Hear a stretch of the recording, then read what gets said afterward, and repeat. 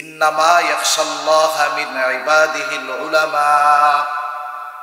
আল্লাহ তাআলা বলেন, মানুষের মধ্য থেকে, বান্দাদের মধ্য থেকে যারা আলেম, এরাই আল্লাহ তাআলাকে বেশি ভয় করে।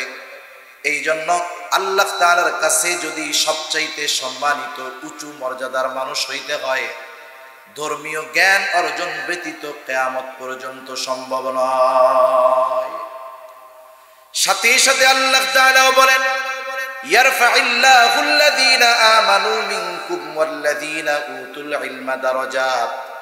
আল্লাহ তাআলা বলেন, যারা ঈমান এনেছে, ইলমে দ্বীন অর্জন করেছে, আল্লাহ তাআলা বলেন এদেরকে আল্লাহ তাআলা মর্যাদার দিক দিয়ে উচ্চ স্তরে আল্লাহ তাআলা পৌঁছায়া দিবে। এদের মর্যাদাকে আল্লাহ তাআলা বুলন্দ করে দিবে। সাধারণ মানুষের ব্যাপারে কিন্তু এই কথাটা আল্লাহ তাআলা বলেন নাই। আল্লাহ বললেন, আলেমরাই আল্লাহ তাআলাকে বেশি ভয় করে, আর যে বেশি ভয় করে সে তত সম্মানিত মানুষ। আর যে ইলমে দ্বীন অর্জন করে, ঈমান আনে, আল্লাহ তাআলা বলেন তার মর্যাদাকে অনেক উঁচু করে দেওয়া হবে। এই জন্য ইলমে দ্বীন অর্জন করলেই মূলত সম্মানিত হওয়া যায় দুনিয়া আখিরাতে। এই ধর্মীয় শিক্ষারও দুইটা দিক, দুইটা স্তর। একটা হলো ফরজে আইন, আর একটা হলো ফরজে কিফায়া। ফরজে আইন যেটা, এটা সকল মুসলমানের জন্য অর্জন করা ফরজ। আলেম হোক আর গায়রে আলেম হোক, শিক্ষক হোক আর ছাত্র হোক, শিক্ষিত হোক আর অশিক্ষিত হোক, ভ্যান চালক হোক আর রিক্সা চালক হোক আর সিএনজি চালক হোক, মুসলমানের জন্য এই পরিমাণ দ্বীন শিক্ষা করা ফরজ। কোন পরিমাণ? কেউ কেউ বলেন, আল্লাহর রাসূলও বলেন, তলাবুল ইলমি ফরিদাতুন আলা কুল্লি মুসলিম। দ্বীন ইলম শিক্ষা করা প্রত্যেক মুসলমান নরনারীর উপরে ফরজ। কতটুকু ফরজ? কোন কোন বুজুর্গানে দ্বীন বলেন, কমপক্ষে নিজে দ্বীনের উপরে চলতে যতটুকু জ্ঞান দরকার শিক্ষা করা ফরজ।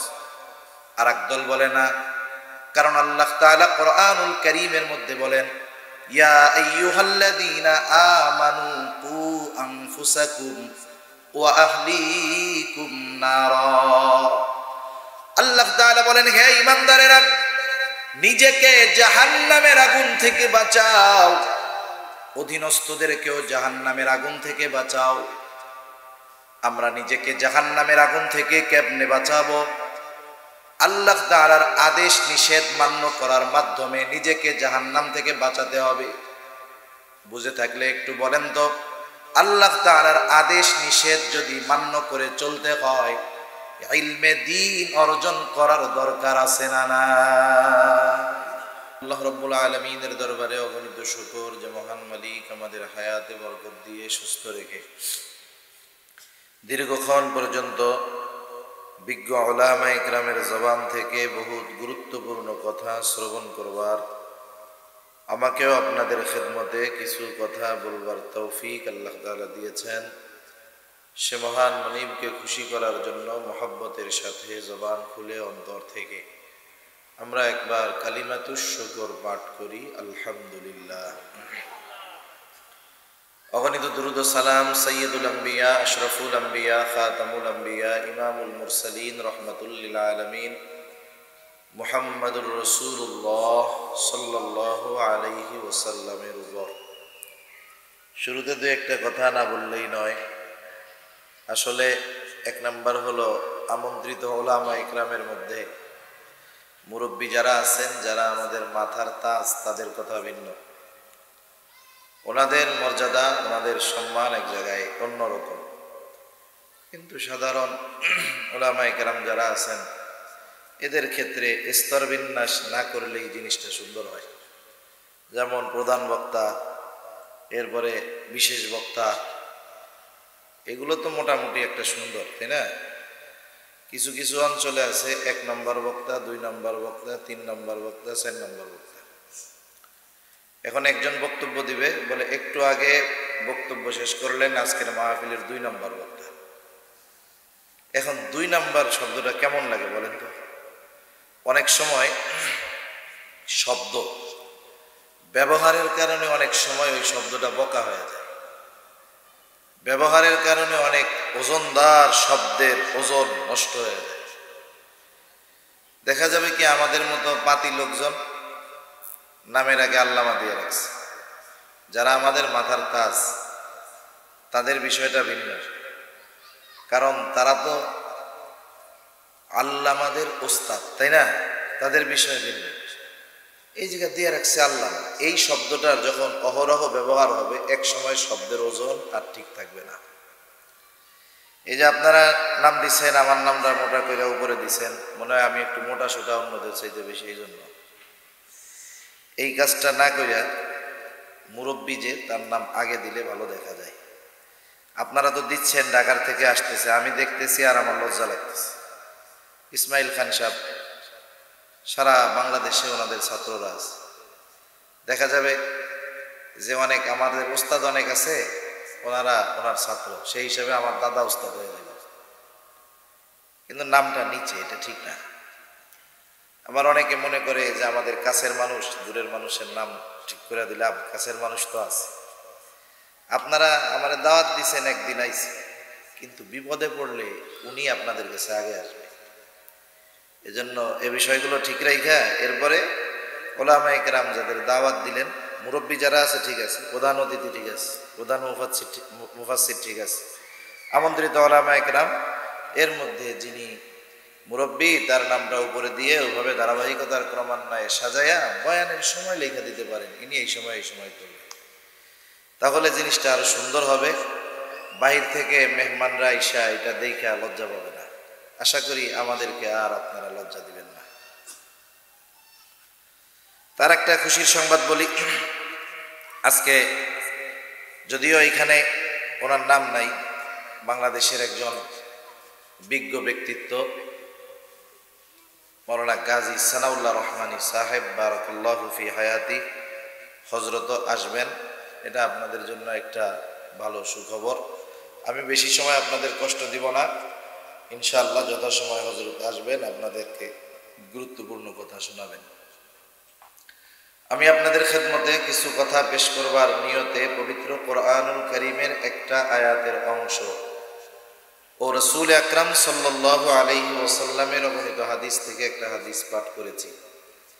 আল্লাহ তাআলার কাছে তৌফিক চাই, আল্লাহ তাআলা কিছু কথা আমাকে বলবার তৌফিক দেন, যে কথাগুলো আমাদের সবার দুনিয়া এবং আখিরাতের জন্য কল্যাণকর হয়। সকলে বলি আমিন। ইংরেজিতে একটা প্রবাদ আছে, education is the backbone of nation. শিক্ষা জাতির মেরুদণ্ড। এটা হলো ঢালাওভাবে একটা কথা, কিন্তু বাস্তবতা হলো সব ধরনের শিক্ষা জাতির মেরুদণ্ড হইতে পারে না। মানুষ তো কিছু শিক্ষা অর্জন করে, যেমন চুরি, কিন্তু এটা একটা বিদ্যা। চুরি করে যারা, পকেট মারে যারা, পকেট কাটে যারা, এটা একদিনে আইসাই হুট করেই কাজটা করে না, এটা বহুত মেহনত করে শিখে। এখন বলেন, চুরি করতেও শিক্ষা লাগে, তাহলে কি এই শিক্ষাকে জাতির মেরুদণ্ড বলা যায়? কেউ যদি নিয়ত করে আমি বাংলাদেশের সবচাইতে বড় দুর্নীতিবাজ হব, দুর্নীতিবাজ হইতে হইলে তাকে দুইটা বিষয়ের একটা বিষয় হতেই হবে। হয়তো দেশের কোনো বড় পদ, এমপি টেমপি মন্ত্রী হইতে হবে, আর না হলে জাগতিক লাইনে শিক্ষিত হয়ে সরকারি চাকরিজীবী হইতে হবে। এখন বলেন, কেউ যদি শিক্ষা অর্জন করে এই দুর্নীতি করে, তার শিক্ষাকে কি জাতির মেরুদণ্ড বলা যায়? তাহলে যেই শিক্ষা অর্জন করলে দুর্নীতিবাজ হয়, যেই শিক্ষা অর্জন করলে চারিত্রিক অবক্ষয় হয়, যেই শিক্ষা অর্জন করলে দিন ক্ষতিগ্রস্ত হয়, এই ধরনের শিক্ষা কশ্চিনকালেও জাতির মেরুদণ্ড হতে পারে না। ওই শিক্ষা জাতির মেরুদণ্ড হবে যেই শিক্ষা হবে আল্লাহ তাআলার জন্য। সাথে সাথে এক ধরনের শিক্ষা আছে যেটা জাগতিক শিক্ষা, তবে এই শিক্ষার দ্বারা জাতি, ইসলাম, মানুষের কল্যাণ হতে পারে। যেহেতু সম্প্রতিকালের শিক্ষা ব্যবস্থা ও দিন শিক্ষা নিয়ে আমার কিছু কথা বলার কথা, এজন্য সব কথা তো আর টাইনা টাইনা সুর দিয়া বলা যায় না। যেই ওষুধটা উপকারী ওষুধ, এখন ওইটা একটু তিতা হইতে পারে, কথা শুনতে ভালো না লাগলেও বিষয়টা যখন উপকারী। আমরা মাঝে মধ্যে অনেক তেতো জিনিস খাই, তিতা জিনিস খাই, আমরা জানি যে এটা তিতা, এটা যে তিতা বা মিঠা এই বিবেচনা করে খাই না, বরং ওই তিতা জিনিসটা আমরা আমাদের উপকারের জন্য খাই। এজন্য কিছু কথা আছে, সে কথাগুলো স্বাভাবিকভাবে না বললে মানুষের কাছে কথাগুলো কানে পৌঁছায় না। এটা আমার একটা অভিজ্ঞতা। আমিও তো সুর টুর দিয়ে ওয়াজ করি, সুর দিয়ে ওয়াজ করলে ভালো লাগে, মজা লাগে, কিন্তু এটা বেশি মনে থাকে না। কিন্তু যদি একটু কথা হৃদয়ঙ্গম করার চেষ্টা করে যে না, কথাটা আমি হৃদয় দিয়ে বলবো, হৃদয় দিয়ে বুঝবো, তাহলে এই কথাটা মনে থাকে এবং এই কথার দ্বারা নিজেও উপকৃত হওয়া যায়, অন্যকেও আশা করা যায় কিছু উপকার করা যায়। তা আসেন আমরা আমাদের মূল কথার দিকে যাই। সাধারণত আমাদের দেশে দুই ধরনের শিক্ষা ব্যবস্থা আছে। প্রথম যদি ধরেন, একটা হলো সরকারি, একটা হলো বেসরকারি। সরকারি শিক্ষা ব্যবস্থায় স্কুল আছে, আলিয়া আছে। আর বেসরকারি শিক্ষা ব্যবস্থায় যেটা প্রসিদ্ধ সেটা আমাদের কওমি মাদ্রাসা। এই ধারাবাহিকতায় আলিয়া মাদ্রাসা হোক আর স্কুল হোক, এই দুইটা শিক্ষাকেই মোটামুটি জাগতিক শিক্ষা বলা চলে। আমি আমার জীবনের একটা অভিজ্ঞতা আপনাদের শোনাই। আমি যখন হিফজ শেষ করে, সম্ভবত মিজান অথবা নাহবেমির শেষ করে আলিয়া মাদ্রাসায় গিয়ে ভর্তি হয়েছি, কারণ আমার আত্মীয় স্বজন যারা ছিল তারা মোটামুটি ওই লাইনে। তা আমি ভর্তি হয়েছি। আমি প্রথম দিন গেছি ওইখানে, যিনি অঙ্ক অথবা ইংরেজি নিতেন, ক্লাসের প্রথম দিন উনি সবাইরে জিজ্ঞাসা করতেছে, ছেলেদের মধ্যে আর কি, যে তোমরা কে কি হইতে আসছো? সবাই এক কথা বলছে, আমি এইটা হব সেইটা হব। তা আমি আবার বলছি আমি একজন হক্কানি আলেম হব। তো ওনার কথাটা আমার খুব ভালো লাগছে। বলছে, তুমি যদি হক্কানি আলেম হইতে চাও তাইলে তোমার এই জায়গা না, তুমি যেখান থেকে আসছো সেই জায়গায় ফিরে যাও। একজন শিক্ষক আলিয়া মাদ্রাসার ইংরেজি অথবা অঙ্ক শিক্ষক হবেন, উনি বলতেছেন যে তুমি যদি আসলে হক্কানি আলেম হইতে চাও তাহলে এই জায়গা তোমার না, তুমি চলে যাও। আর যদি জাগতিক কোনো কিছু হওয়ার ইচ্ছা থাকে তুমি তাহলে এখানে থাকতে পারো। তাহলে এই দৃষ্টিকোণ থেকে আমরা শিক্ষা ব্যবস্থাকে দুইটা ভাগে ভাগ করতে পারি। একটা হলো জাগতিক শিক্ষা, আর একটা হলো ধর্মীয় শিক্ষা। জাগতিক শিক্ষাকে জেনারেল শিক্ষাই ধরেন। জেনারেল শিক্ষার দুইটা ভাগ, একটা হলো উপকারী জাগতিক শিক্ষা, আর একটা হলো অনুপকারী জাগতিক শিক্ষা। আপনাদেরকে প্রথমেই আমি জিজ্ঞাসা করি, বলেন তো, শিক্ষা যদি জাতির মেরুদণ্ডই হয়, কেউ যদি অনুপকারী শিক্ষা অর্জন করে, এই অনুপকারী শিক্ষা কখনো জাতির মেরুদণ্ড হতে পারে না। বরং কিছু কিছু ক্ষেত্রে এই অনুপকারী শিক্ষাগুলো জাতি ধ্বংসের কারণ হতে পারে। এই শিক্ষাগুলো মানুষের ঈমান ধ্বংসের কারণ হতে পারে। অনুপকারী শিক্ষা মানুষের ঈমান ধ্বংসের কারণ হয়ে দাঁড়াতে পারে, যার বাস্তব প্রমাণ সম্প্রতিকালে আমরা দেখতে পাচ্ছি। একটা সময় প্রাইমারি স্কুলে আমরাও পড়ছি, তখন স্কুলে পড়ে মোটামুটি ভদ্রতা, আদব, লেহাজ এগুলো আমরা শিখছি। এখনো আমরা অনেক অমুসলিম শিক্ষকের কাছে পড়ছি। আমরা এখনো যদি তাদের সাথে দেখা হয়, সে শিক্ষক হিসাবে যতটুকু শ্রদ্ধা আমার কাছে প্রাপ্য ততটুকু তাকে করার চেষ্টা করি। আর যদি মুসলিম হয় তাহলে চেষ্টা করি সর্বোচ্চ শ্রদ্ধা সম্মান তাকে করার জন্য শিক্ষক হিসাবে। আজকে থেকে 20-25 বছর আগে এ বিষয়ে কেউ কল্পনা করে নাই, চিন্তা করে নাই 30 বছর আগে যে শিক্ষক ছাত্রের হাতে অপদস্থ হবে, মায়ের খাবে, শিক্ষককে ছাত্র পেটাবে। এটা 20-25 বছর আগে ভার্সিটি লেভেলেরও কেউ চিন্তা করতে পারে না। কিন্তু এখনের অবস্থা কি? মাঝে মধ্যে এমনও শুনি প্রাইমারি স্কুলের ছাত্র এরাও নাকি শিক্ষকরে পিটায়। তাহলে কি শিক্ষা অর্জন করা হইল যে যার দ্বারা একটা ছাত্র ন্যূনতম আদব অর্জন করতে পারতেছে না? এই অনুপকারী শিক্ষাগুলোর অবস্থা হলো এরকম। শুধু অনুপকারী না, ঈমান বিধ্বংসী শিক্ষা আমাদের সন্তানদেরকে দেওয়া হইতেছে।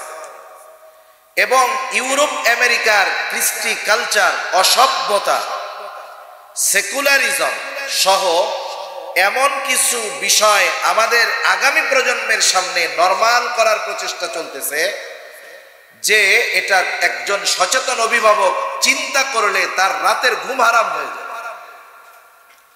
একটা জাতিকে যদি ধ্বংস করতে হয়, ওই জাতির প্রথমত দুইটা জিনিসকে নষ্ট করে দিতে হয়। একটা জাতিকে যদি আপনি ধ্বংস করে দিতে চান, আপনারা যদি বুঝেন যে ধ্বংস মানে হইল একেবারে বোম টোম মাইরা লাশ বানায় ফেলবে সব, তা না। অনেক সময় মানুষ জীবিত থেকেও মরা লাশ, আর অনেক সময় মানুষ মরেও জয়ী। মরে জয়ী হয় কেমনে? পবিত্র কোরআনুল কারীমের সূরাতুল বুরুজের মধ্যে একটা ঘটনা আছে, কুতিলা আসহাবুল উখদুদ, আব্দুল্লাহ বিন তামেরের ঘটনা। আব্দুল্লাহ বিন তামেরের ঘটনা আমাদের সবার জানা আছে হয়তো। বাদশাহ তাকে বারবার হত্যা করার চেষ্টা করছে। মূল কথাটুকু শুধু আমি বলতে যাচ্ছি। বাদশাহ তাকে বারবার হত্যা করার চেষ্টা করছে, প্রত্যেকবার সে ব্যর্থ হয়েছে। এই যুবককে, এই বালককে আল্লাহ তাআলা হেফাজত করছে। বাদশাহ পাহাড় থেকে ফালায়া, সমুদ্রের মধ্যে ফালায়া কোনো জায়গায় এই বালককে হত্যা করতে পারে নাই। বালকের সাথে তার এক লড়াই চলতেছে। বাদশাহ ইউসুফ যুলনওয়াজ সে নিজেকে খোদা দাবি করে, আর তার খোদাই দাবির সবচাইতে বড় বাধা হয়ে গেছে এই যুবক। সে চিন্তা করতেছে যদি কোনো মতে একে দুনিয়া থেকে বিদায় করাইয়া দিতে পারি তাইলে রাস্তা ক্লিয়ার, তাহলে আমার খোদাই প্রতিষ্ঠিত হয়ে যাবে, মানুষ আমারই খোদা বলবে। নাউজুবিল্লাহ। সর্বশেষ ওই বালকটা বাদশাকে বলতেছে যে আপনি আপনার পদ্ধতিতে আমাকে মারতে পারবেন না, আমি আপনাকে আমাকে মারার পদ্ধতি শিখাইয়া দেই, যদি সেইটা অবলম্বন করেন তাইলে আমারে মারতে পারবেন। কি করতে হবে? আপনি সারা দেশের মানুষকে একত্রিত করবেন, জড়ো করবেন। নির্ধারিত জায়গায় জড়ো করার পর সকলে যখন উপস্থিত হবে, বিসমিল্লাহি রব্বিল গোলাম বলে আমার দিকে যদি তীর নিক্ষেপ করা হয়, ওই তীরের আঘাতে আমি মারা যাব। বাদশা চিন্তা করতেছে আমার উদ্দেশ্য হলো ওকে মেরে ফেলা, ও মরলে সব ক্লিয়ার, কিন্তু মরলে কি হতে পারে না হতে পারে সেটা সে চিন্তা ফিকির করে নাই। সে চিন্তা করছে ওকে আমার মেরে ফেলতে হবে। বাদশাহ এলান করে দিছে, সারা দেশের সব মানুষ একত্রিত হয়ে গেছে, সব জড়ো হয়ে গেছে। এমনিই তো জানে যে বাদশার সাথে এরকম এক লড়াই চলতেছে, তার সবাই হাজির। দুধের শিশুকে নিয়ে মাও চলে আসছে। এইবার সবাই যখন উপস্থিত, ওই জল্লাদ বিসমিল্লাহি রব্বিল গোলাম বলে বালকের দিকে তীর মারছে। মানে বলতেছে আল্লাহর নামে তীর মারতেছি। কে? এই বালকের রব আল্লাহর নামে ওর দিকে তীর মারতেছে। এই কথা বইলা যখন তীর মারছে, তীর গায়ে লাগছে, যুবকটা বালকটা পড়ে গেছে, শহীদ হয়ে গেছে। এই দৃশ্যটা দেখবার পরে উপস্থিত সবাই সমস্বরে বলতেছে, প্রত্যেকে নিজে নিজে বলতেছে আমানতু বিরব্বিল গোলাম, আমিও এই বালকের রবের উপরে ঈমান আনলাম। লক্ষ লক্ষ মানুষ ঈমান আনলো, মুসলমান হয়ে গেল। এখন বুঝে থাকলে বলেন তো, বালক তো মারা গেছে, কিন্তু সে কি হেরে গেছে? সেজন্য মরেও জয়ী হওয়া যায়, আবার বেঁচে থেকেও ওই সংখ্যাকে ইহুদি নাসারারা গোনায় ধরে না। যে কথার থেকে গেলাম, একটা জাতিকে যদি ধ্বংস করে দিতে হয় তাহলে দুইটা জিনিস ধ্বংস করতে হয় তাদের। একটা হলো ওই জাতির সভ্যতা, কৃষ্টি কালচার, সংস্কৃতিকে ধ্বংস করে দিতে হয়। দুই নাম্বার, ওই জাতির শিক্ষা ব্যবস্থাকে ধ্বংস করে দিতে হয়। বলেন তো, মুসলিম হিসাবে আমাদের সভ্যতা সংস্কৃতি আছে না নাই? কোন এলাকায় যদি আমরা বসবাস করি, ওই এলাকার যদি কোনো সভ্যতা সংস্কৃতি থাকে আমরা মেনে নিব, তবে কখন? ইসলামের সাথে সংঘর্ষ না হবে যখন। আপনারা হয়তো অনেকে জেনে থাকবেন এদেশের কিছু সেকুলার আছে, ওরা নিজেদের পরিচয়ের ক্ষেত্রে প্রথমে বলে আমি হলাম বাঙালি বাংলাদেশি মুসলমান, বাঙালি বাংলাদেশি মুসলমান। বাক্যের মধ্যে শব্দ আগে পরে যে আনছে এর মধ্যেও কিন্তু রহস্য আছে। সে মোটামুটি বলতে চায় যে আমি বাঙালি যেহেতু আগে, সব বাঙালিয়ানা সংস্কৃতি আমি মাইনা চলবে, এরপরে বাংলাদেশিটা মানবে। বাংলাদেশি সংস্কৃতি মানতে গিয়ে যদি বাঙালি কোনো সংস্কৃতির সাথে দ্বন্দ্ব লাগে আমি বাঙালিটাকে গ্রহণ করব, বাংলাদেশিটা বাদ দিব, এরপরে আসবে ইসলাম।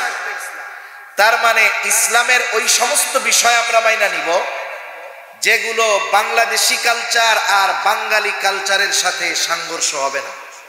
এখন আমাকে বলেন, বাঙালি কি শুধু বাংলাদেশে না অন্য দেশেও আছে? অন্য দেশেও আছে। কলিকাতায় বাঙালি আছে, আসামেও মনে হয় আছে। এখন হিন্দুরাও বাঙালি আছে, মুসলিমেরাও বাঙালি আছে। আপনি যদি বাঙালি পরিচয় দিয়ে সব সভ্যতা সংস্কৃতিকে মেনে নেন, দেখা যাবে এটা মানার কারণে অনেক বিষয় মানবেন যার কারণে ঈমানই থাকবে না। ঠিক কিনা বলেন? এরকম অনেক বিষয় আছে না? ওরা মোটামুটি বলতে চায় যে ইসলাম মানব তখন বাংলাদেশি আর বাঙালি সভ্যতা সংস্কৃতির সাথে সংঘর্ষ না হবে যখন। এখন আপনি পহেলা নববর্ষ পালন করেন, বাঙালি সংস্কৃতি, বলেন তো এটা যে পদ্ধতিতে পালন করা হচ্ছে ইসলামের সাথে সংঘর্ষ আছে না নাই? এই জন্য যখন আমরা ওই পদ্ধতির বিরোধিতা করি তখন ওই নাস্তিক সেকুলাররা আমাদেরকে দেশদ্রোহী বলে, জঙ্গি বলে গালি দেয়।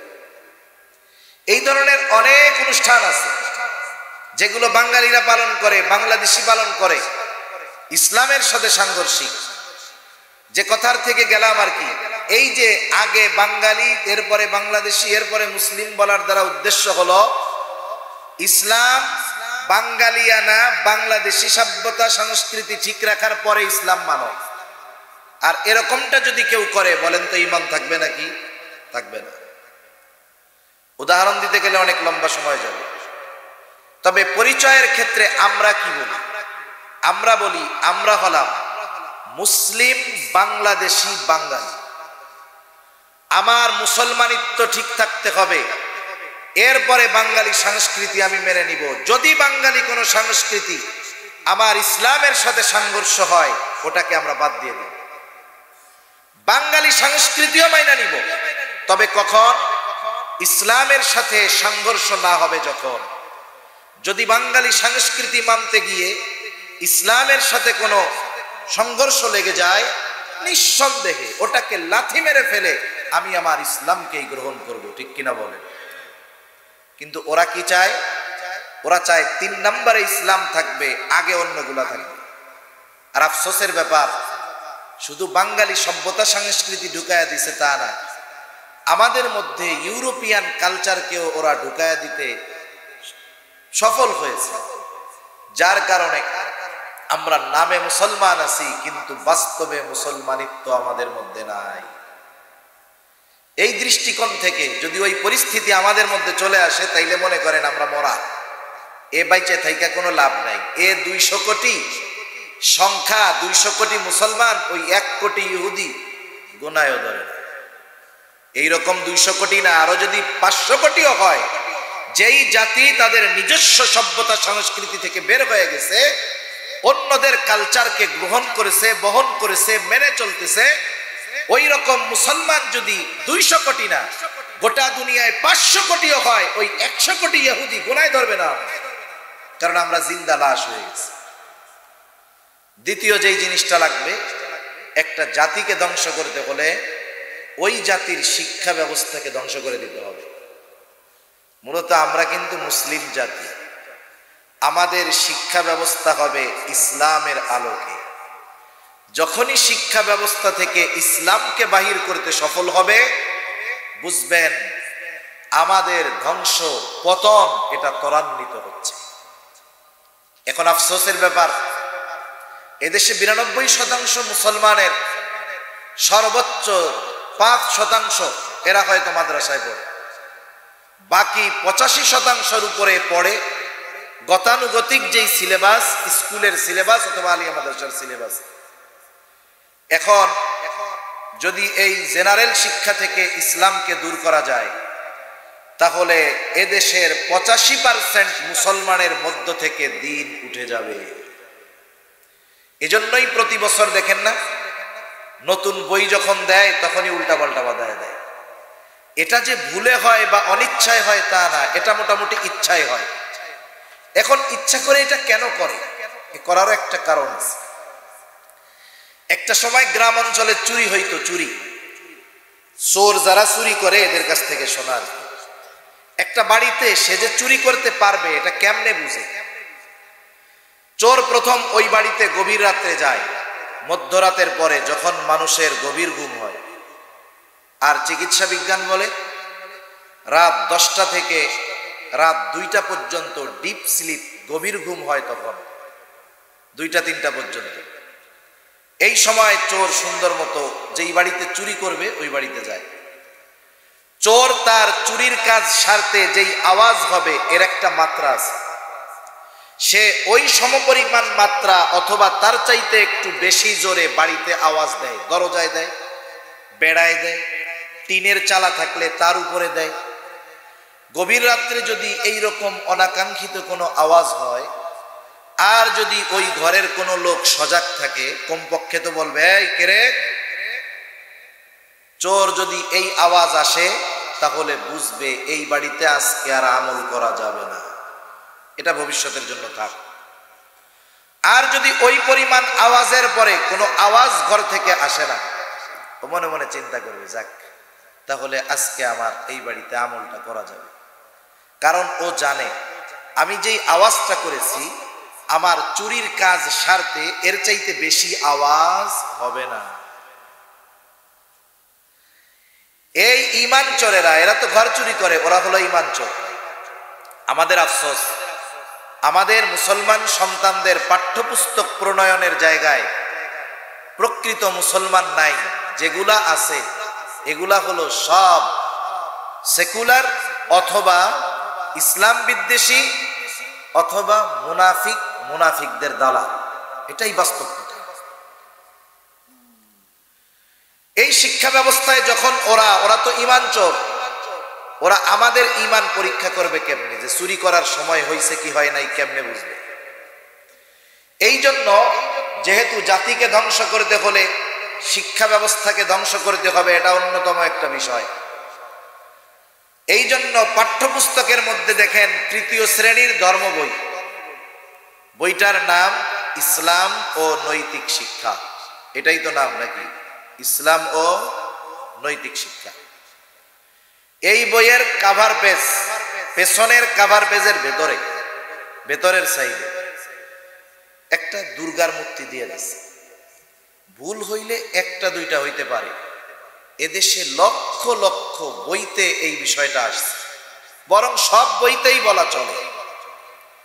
দিয়ে দিল। এটা দেখে সরল মনা মুসলমান যে নামাজ পড়ে না ও এটা সহ্য করবে না।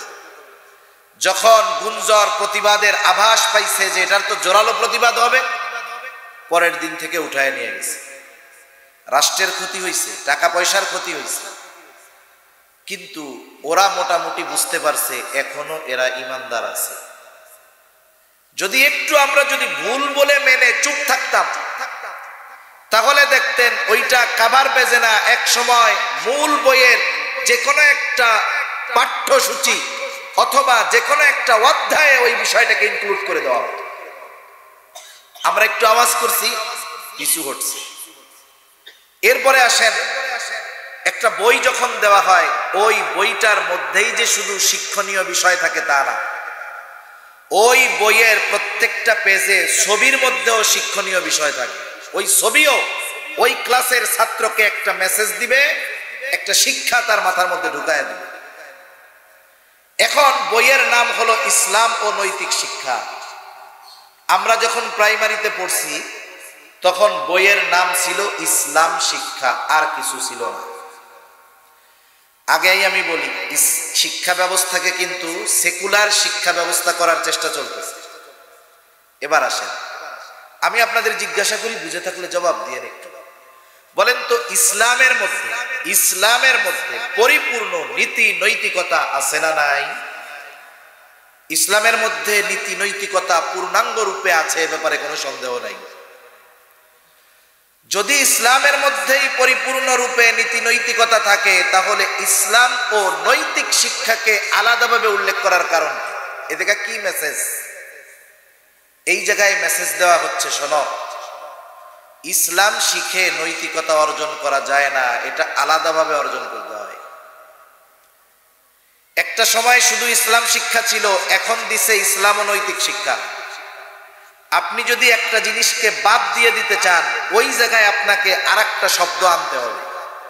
মূল মিশন বলতেছি আমি, ওই জায়গায় আপনাকে আরেকটা বিকল্প দিতে হবে। মুসলমান আমরা যদি চুপ থাকি, লিখে রাখতে পারেন, আজ থেকে হয়তো 20 বছর পরে তা নাও লাগতে পারে, ইসলাম শব্দটা বাদ দিয়ে শুধু নৈতিক শিক্ষা হবে। তখন ওইখানে শুধু ইসলামের কথা থাকবে না, অন্যান্য ধর্মের নৈতিক শিক্ষাগুলো ঢুকিয়ে এই পুস্তকটাকে সেকুলার পুস্তকে পরিণত করা হবে। এটা আমাদের বুঝে আসবে কিনা জানি না।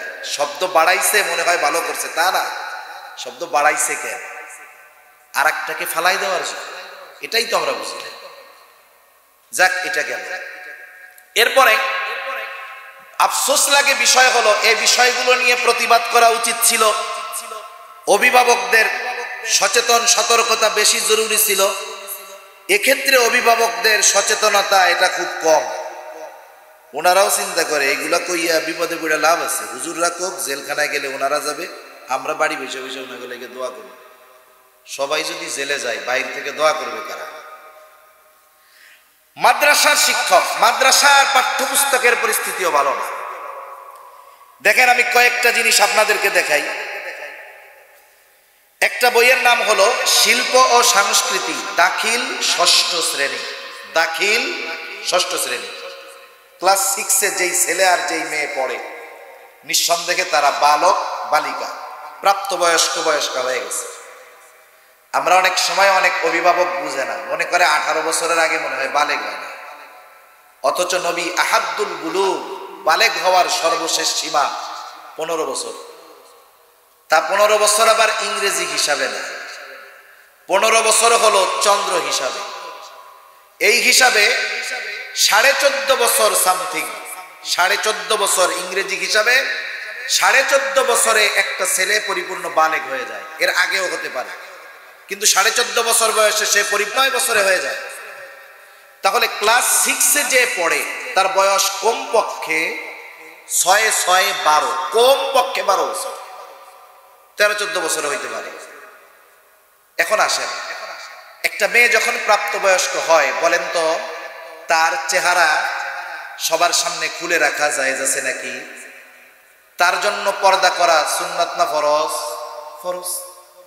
এখন আসেন, এই যে ক্লাস 6-এর বইটা আছে, দেখা যাবে কিনা জানি না। এই যে দাখিল 6ষ্ঠ শ্রেণী, শিল্প ও সংস্কৃতি, এখানে কি শিক্ষানো হচ্ছে? 1 নম্বরে 2টা মেয়ের ছবি আছে। মেয়ে 2টার মাথায় কোনো কাপড় নাই, স্কার্ফও নাই। গত বছর না তার আগের বছরের বইয়ে দেখছিলাম শুধু স্কার্ফ দিত, চেহারা খোলা। এইবার কিচ্ছু নাই, স্কার্ফও নাই, অন্য কিছুও নাই। আবার কি দেখেন, ক্লাস 6-এ হারমোনি বাজাইতেছে। একটা মেয়ে কি করতেছে? হারমোনি বাজাচ্ছে। বলেন তো, যেই হারমোনি বাজাচ্ছে, এই বাদ্যযন্ত্র হালাল না হারাম? লাহওয়াল হাদিসের আলোকে সবগুলো হারাম। একটা মেয়ে ছেলে মাদ্রাসায় পড়তেছে, এই ছবিটা কি মেসেজ দেয় আমাদের? 1 নম্বর মেসেজ দেয়, গানের তালে তালে আর একজন নাচতেছে। তার মানে মাদ্রাসায় পড়ো, তাতে কি হইছে? হারমোনি বাজাবা, চুল খুইলা নাচবা, গান গাইবা, এতে কোনো অসুবিধা নাই। তাহলে মাদ্রাসায় পড়াইয়া কি হবে? ওই মাদ্রাসায়ও সেই জন্য আমি জেনারেলের সাথেই ধরছি। এরপরে আরো আছে, অষ্টম শ্রেণীর শিল্প সংস্কৃতি বইয়ের মধ্যে এইখানে পর্দাহীন কয়েকজনের বিষয় ছবি দিছে কয়েকটা। এরপরে কি কি দিছে? বাঁশি, একতারা, তবলা, আর একটা জানি কি দিছে। এখন বলেন তো, এই যে বিষয়গুলা দিছে এইগুলা বাজাইয়া বাজাইয়া পূজা অর্চনা করে। অষ্টম শ্রেণীতে যেই ছেলে মেয়েটা পড়ে তার বয়স কমপক্ষে 14, 15, 16 হতে পারে। তাহলে মাদ্রাসাগুলার মধ্যে শিল্প ও সংস্কৃতির নামে এইগুলাকে পাপাচারে লিপ্ত হওয়ার এবং এই পাপাচারকে বৈধতা দেওয়ার অপচেষ্টা চালানো হচ্ছে। এবার আসেন আরো দেখি, এগুলা আরো আছে, বাদ দেন। এবার স্কুলের একটা বইয়ের কথা বলি, সপ্তম শ্রেণীর বই। এই বইয়ের নাম হলো ইতিহাস ও সামাজিক বিজ্ঞান। ইতিহাস ও সামাজিক বিজ্ঞান। এখন তো ইতিহাস নাম থাকলে ইতিহাস পড়ায় না, কিরে যে ইতিহাস বানাইছে আল্লাহ ভালো জানে। এই বইয়ের কভার পেজে সপ্তম শ্রেণীতে পড়বে একটা ছেলে একটা মেয়ে, তার বয়স কমপক্ষে কত হবে? 13, কমপক্ষে, বেশি হইতে পারে। এই বইয়ের কভার পেজে দেখছেন কিনা জানি না, এই বইয়ের কভার পেজে একটা মেয়ে হাফ প্যান্ট পরে আছে, এর একটা ছবি দেওয়া হয়েছে। প্রত্যেকটা বইয়ের ছবিও কিন্তু ওই শ্রেণীর শিক্ষার্থীর জন্য শিক্ষা। কি বুঝাইতেছে? যে ছেলেরা তো বাদ দাও, তোমরা মেয়ে সপ্তম শ্রেণীতে পড়ো, তাতে কি হয়েছে? তোমরাও হাফ প্যান্ট পরতে পারবা, কোনো অসুবিধা নেই। নাউজুবিল্লাহ বলেন। এরপরে অভ্যন্তরীণ কথা তো জানাই আছে, শরীফ শরীফার গল্প আমাদের পড়ানো হইতেছে। এই গল্পটার মধ্যে একটা লুকোচুরি করা হয়েছে। এখানে ট্রান্সজেন্ডারের ব্যাপারে আপনাদের কি ধারণা আছে আমি জানি না। এখানে মূলত ট্রান্সজেন্ডার মতবাদকে নরমালাইজেশন করার অপচেষ্টা চলতেছে। শুনেন, একটা সমাজে যেই সংস্কৃতি যুগের পর যুগ চলে আসে, এটা হঠাৎ করেই পরিবর্তন করা যায় না। এটাকে আস্তে আস্তে স্বাভাবিক করতে হয়, এরপরে এক সময় দাঁড়া করাইতে হয়। ফেরাউন হঠাৎ করেই নিজেরে খোদা বলে নাই, এই জন্য খোদা ঘোষণা করার জন্য 40 বছর তার চেষ্টা করা লাগছে, পরিবেশ তৈরি করা লাগছে। এরপরে সে বলছে আনা রব্বুকুমুল আলা। মিশরের শাসনকর্তা হয়েও সে নিজেকে হঠাৎ করেই বলতে পারে নাই আনা রব্বুকুমুল আলা। মিশরের সর্বোচ্চ অবস্থানে বসে থাকার পরেও নিজেকে খোদা দাবি করার জন্য 40 বছর ওই পরিবেশ তৈরি করার পরে সে বলতে পারছে আনা রব্বুকুমুল আলা। এজন্য হঠাৎ করেই একটা জিনিস আমার আপনার মধ্যে ঢুকায় দিবে তা না। এটাকে বিভিন্ন প্রসেসে, কলা কৌশলে এটাকে আগে নরমালাইজেশন করবে, একবারে নরমাল করবে, বিষয়টাকে স্বাভাবিক মনে করাবে, এরপরে ওইটারে দাঁড় করায় দেবে। যেমন আমি একটা উদাহরণ দিই, আজ থেকে 25-30 বছর আগে যদি কোনো ছেলে মেয়ে একসাথে স্কুলে যাইতে, কোনো কথা নাই, এমনিই যাইতেছে দুইজন পাশাপাশি, চলার পথে পাশাপাশি হয়ে গেছে, তাদেরও অনিচ্ছা, কিন্তু মুরব্বীরা চিন্তা করতো কিরে এই দুইটা পাশাপাশি হাঁটে কেন? ওই দুই ছাত্র ছাত্রী বাড়ি আসার আগে তাদের দুইজনের বাড়িতে অভিযোগ চলে যাইত যে ছেলে মেয়ে দেখা রাখো, এরকম কিন্তু পোলাদের পাশাপাশি হাইটা হাইটা স্কুলে যায়। এই বিষয়টা কঠোর ছিল। আর একটা ছেলে একটা মেয়ে একসাথে বসে ঘোরাফেরা করবে, একই মোটর সাইকেলে যাবে, একই সাথে ঘোরাফেরা করতে যাবে, মা বাবাকে ছাড়া সুন্দর মতো স্কুল থেকে কক্সবাজারে চলে যাবে, 20-25 বছর আগে আমরা কল্পনাও করিনি। কিন্তু সহশিক্ষা, ইসলাম কখনো নারী শিক্ষার বিরুদ্ধে না, যারা বলে ওরা মিথ্যাবাদী। ইসলাম কখনো নারী শিক্ষার বিরুদ্ধে নয়, বিপক্ষে নয়, বরং ইসলাম সহশিক্ষার বিপক্ষে। যারা আছেন দিনদার মানুষ, মনে করেন আপনার আহলিয়া অসুস্থ হয়েছে, ওই দিনদার মানুষ আগে খুঁজে যে কোথায় এই রোগের বা এই সমস্যার একজন মহিলা ডাক্তার পাওয়া যাবে। আমিও খুঁজি, আপনিও খুঁজেন, মহিলা ডাক্তার হোক, কিন্তু সেই পরিবেশে হোক যেই পরিবেশে পুরুষ থাকবে না ভিতরে। যদি কিছু শিক্ষা পুরুষদের দেওয়া লাগে সেটা পর্দার আড়াল থেকে দিবে। এভাবে নারীদের পর্দা রক্ষা করে, শালীনতা রক্ষা করে তাদেরকে ডাক্তার বানানোর ব্যবস্থা করা হোক, কোনো অসুবিধা নাই। কিন্তু ওই যে সহশিক্ষা, এটাকে কেন এত গুরুত্ব দেয় যে নারী পুরুষ কাঁধে কাঁধ মিলিয়ে কাজ করবে? কারণ যখন নারী পুরুষকে একই কাতারে আনা যাবে তখন সমাজের মধ্যে অনৈতিকতার বিস্তার ঘটানো সহজ হয়ে যাবে। সেজন্য ইসলাম সহশিক্ষার বিরোধিতা অনেক আগের থেকেই করে।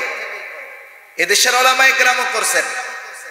আপনি প্রেক্ষাপট দেখেন, সহশিক্ষার কুফল হলো 20 বছর আগে যেই জিনিসটা আপনি কল্পনাও করতেন না, 20 বছর পরে এটা আপনার চোখের সামনে অহরহ আছে। এমনকি কতক ফ্যামিলিতে এমন আছে, ছেলে মেয়ে বন্ধু হয়, ছেলে ছেলের বন্ধু হয়, মেয়ে মেয়ের বন্ধু হয়, ছেলে মেয়ের মেয়ে ছেলের বন্ধু হয়। এটা আমরা কখনো কল্পনা করিনি। কিন্তু এখন, আগে ছেলে যদি তার আর এক ছেলে বন্ধুরেও বাসায় আনতো, মা বাবা রাগ হইতো, এই কার ছেলে না কার ছেলে, অভদ্র নাকি, বন্ধু বানাইছো। এখন মেয়ে ছেলেকে আইনা মাকে বলে, মা এটা আমার ছেলে বন্ধু, দাও নাস্তা রাস্তা দাও। আর মাও দাঁত 36টা বাইর করে খুশির ঠেলায় তারে খাওয়ায়, আপ্যায়ন করে। এই যে কালচার, এটা 20 বছর আগে আমরা কল্পনা করি নাই, কিন্তু আস্তে আস্তে এই সহশিক্ষার কারণে এটা এখন স্বাভাবিক হয়ে গেছে, কিছুই আমরা মনে করি না। সেজন্য সমাজে একটা বিষয় যখন প্রতিষ্ঠিত করতে হয়, এটাকে নরমালাইজেশন করার বিভিন্ন পদ্ধতি আছে। একটা হলো টেলিভিশন, ইন্টারনেট, নাটক, সিনেমা, এগুলোর মাধ্যমে। আর একটা হলো পাঠ্যপুস্তকের মাধ্যমে। পাঠ্যপুস্তকের মাধ্যমে গোটা আগামী প্রজন্মকে নষ্ট করার অপচেষ্টা চালানো হয়। যেই প্রচেষ্টা এই পাঠ্যপুস্তকের মধ্যে কিছু কিছু গল্প ঢুকায়া দিয়ে এরা এটা করতেছে।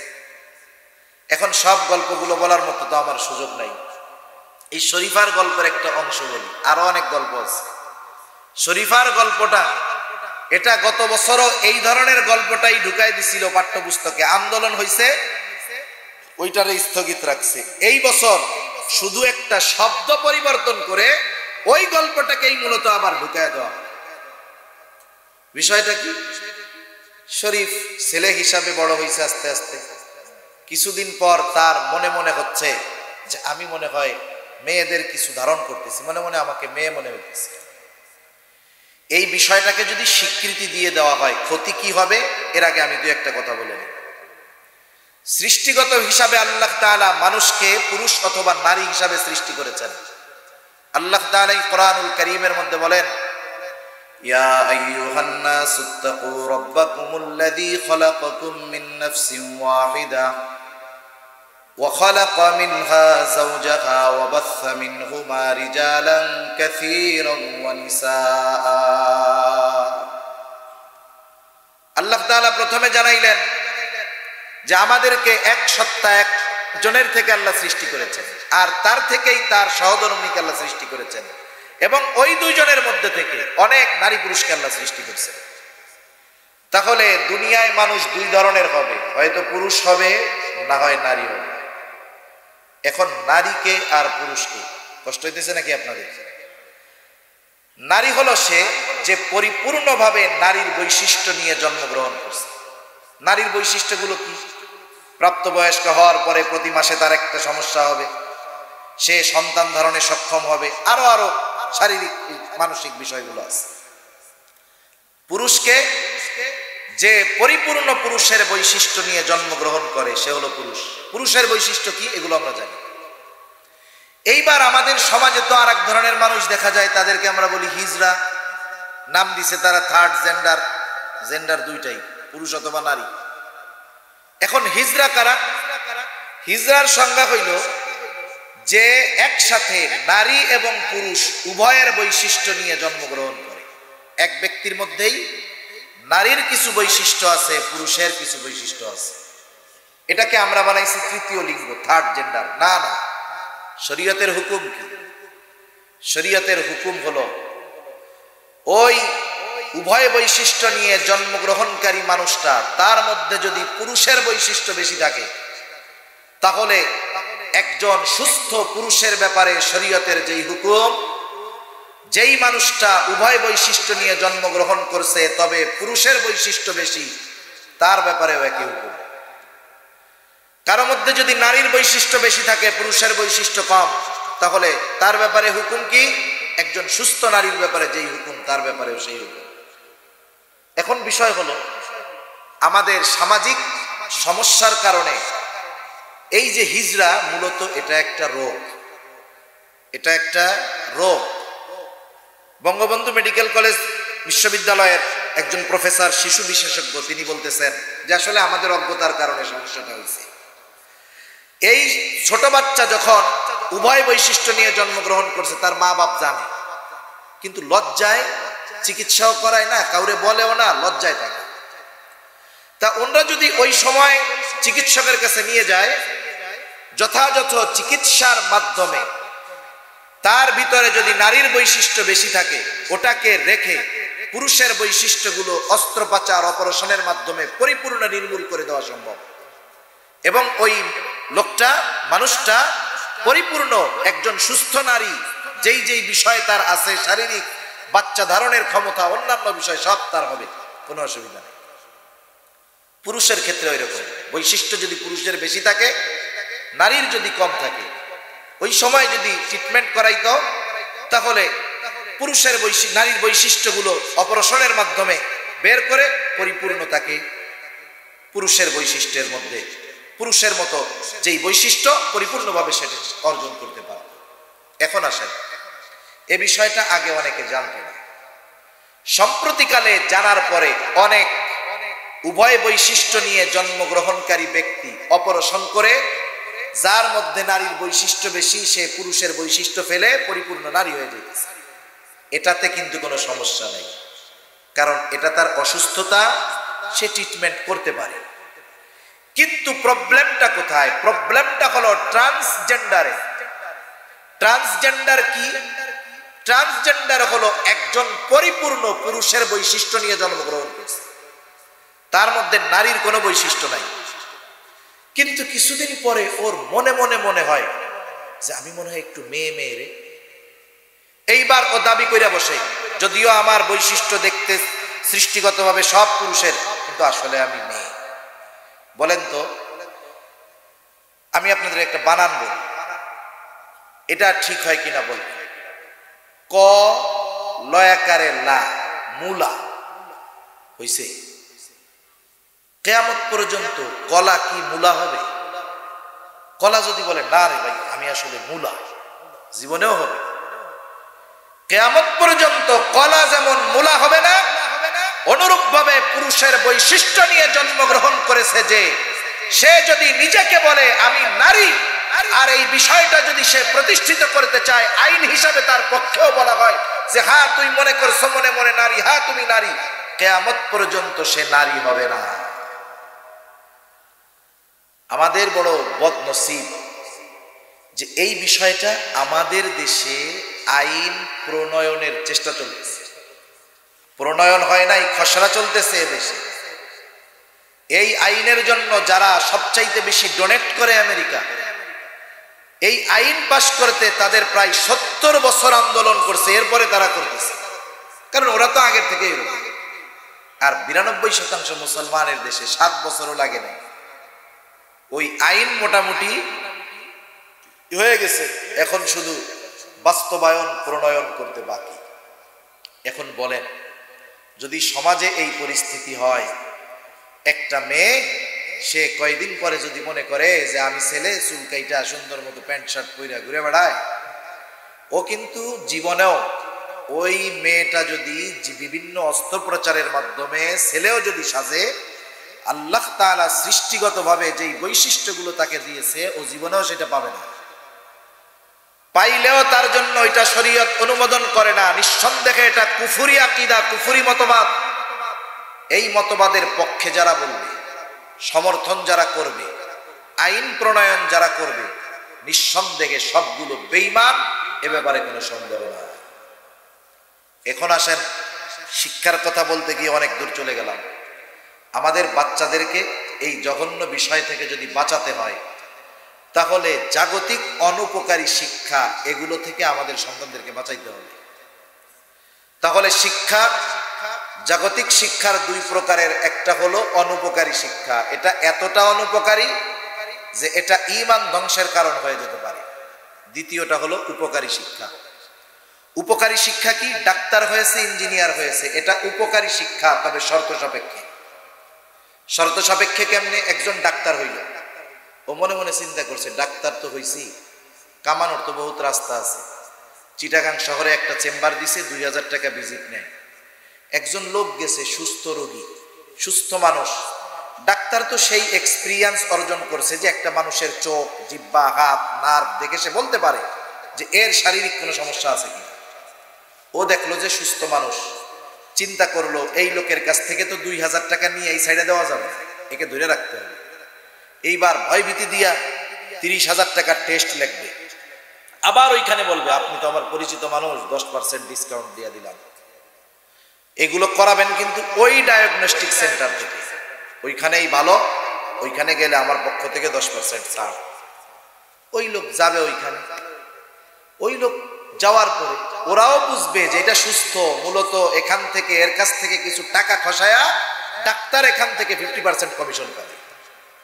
বলেন এই ধরনের ডাক্তার যে উপকারী জ্ঞান অর্জন করেছিল, কিন্তু এই উপকারী জ্ঞানের দ্বারা মানুষকে যখন ধোঁকা দিল, ঠকাইল, বলেন তো এই জ্ঞান তার জন্য দুনিয়া আখেরাত কোনো জাহানেই উপকারে আসবে না।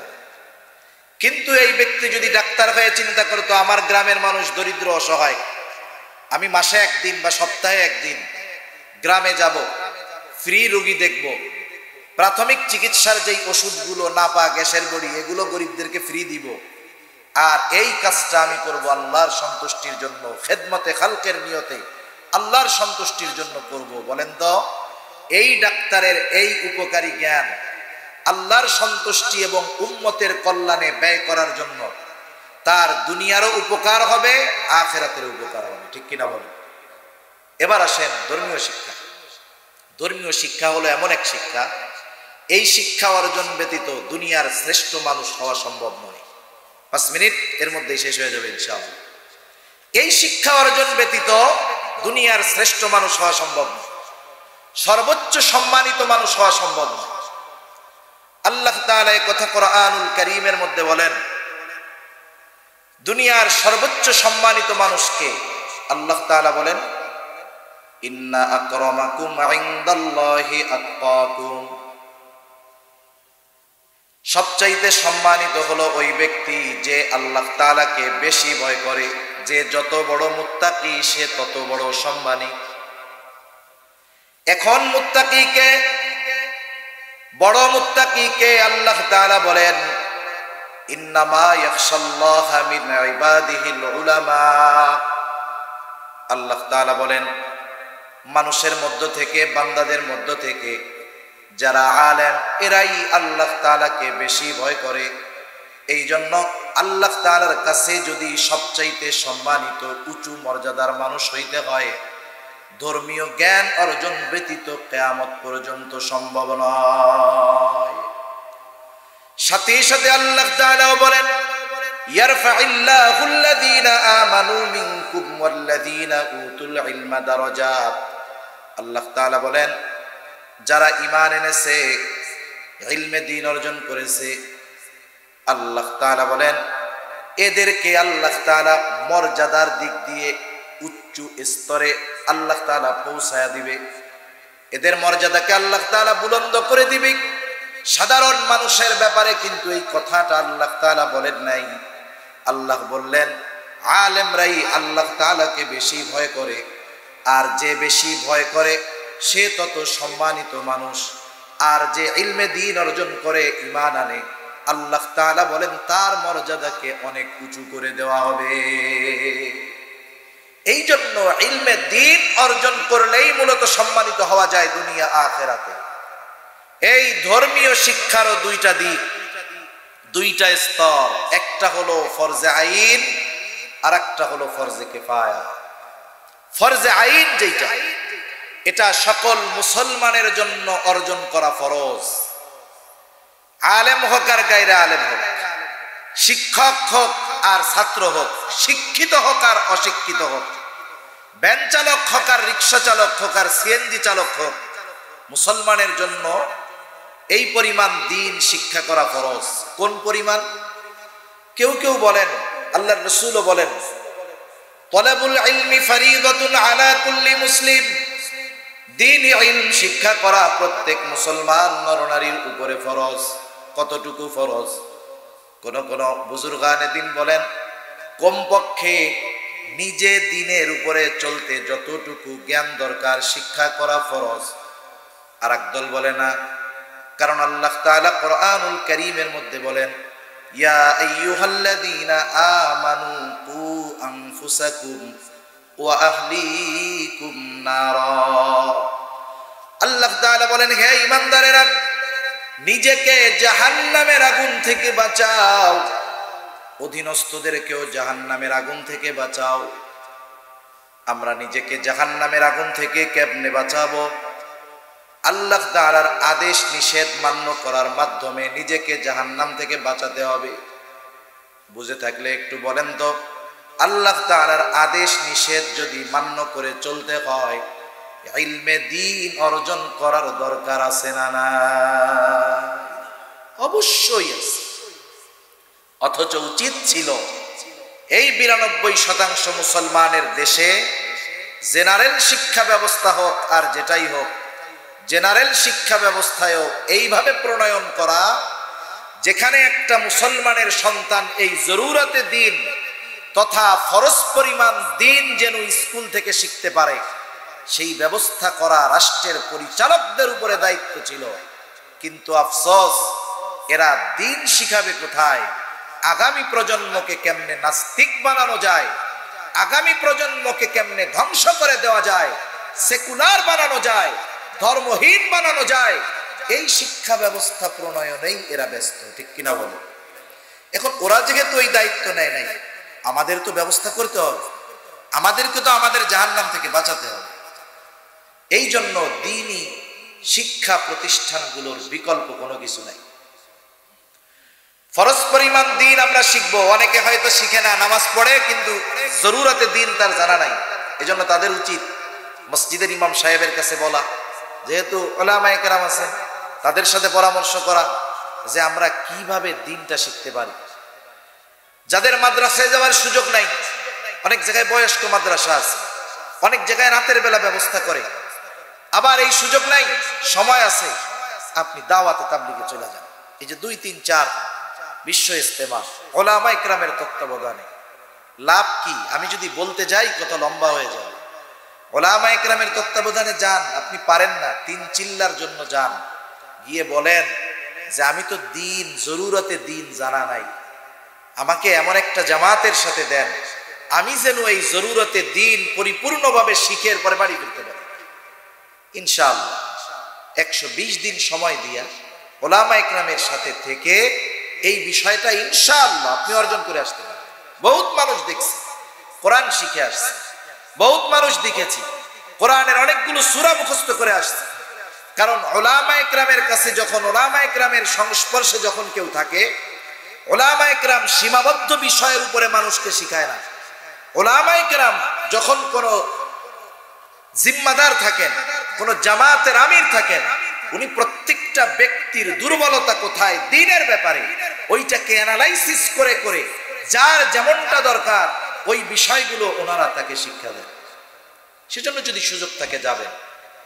তাহলে জরুরতে দ্বীন তথা ফরজ পরিমাণ দ্বীন প্রত্যেক মুসলমানের উপরে এটা শিখতেই হবে। এটা ফরজে কিফায়া, ফরজে আইন। কেউ যদি না শিখে তাহলে সে গুনাহগার। এরপরে হলো ফরজে কিফায়া, উচ্চ স্তরের দ্বীন। এটা সবাই হবে না, সমাজে সবাই মুফতি হবে না, সমাজে সবাই শাইখুল হাদিস হবে না, সমাজে সবাই বড় হাদিস বিশারদ হবে না, এটা স্বাভাবিক বিষয়। কিন্তু এই কারণে যদি সবাই না হয়, কেউই যদি না হয়, তাইলে ওই ইলম রক্ষণাবেক্ষণ করা কঠিন হয়ে যাবে। এজন্য সমাজের মধ্য থেকে আমরা যারা ফরজে কিফায়া পরিমাণ দ্বীন শেখার সুযোগ নাই, আমাদের দায়িত্ব হলো যারা ওই পরিমাণ দ্বীন অর্জন করার জন্য সময় ব্যয় করে তাদের জন্য সহযোগী হয়ে যাওয়া। যদি একটা এলাকায় কেউ না থাকে তাহলে তো সকলে গুনাহগার হয়ে গেলাম। এজন্য মাদ্রাসাগুলোর প্রতি আমাদের নজর দেওয়া। আমি হয়তো শিখতে পারি নাই, আমার সন্তানকে শেখানোর চেষ্টা করব। আর যারা শিখতেছে তাদের এই জ্ঞান অর্জনে আমরা সাহায্যকারী হব ইনশাআল্লাহ। হওয়া যাবে না?